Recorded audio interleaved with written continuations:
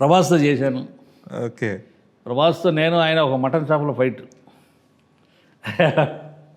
ఇద్దరం దుమ్ముగా ఫైట్. నేను ముస్లిం గడ్డ సాహో కదా. ఆహో లాస్ట్ నన్ను వాటేసుకొని 10,000 చేతిలో పెట్టాడు. సింగిల్ టేక్లో చేసాం. ఓకే.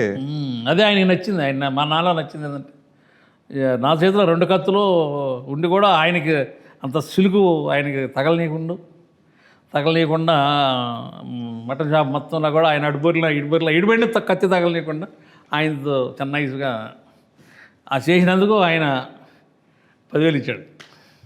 10,000 ఇచ్చాడు. డైరెక్టర్ గారు కూడా చాలా బాగానే మెచ్చుకున్నాడు. ఈ సినిమా డైరెక్టర్ గారు అదే ఓజీ డైరెక్టర్.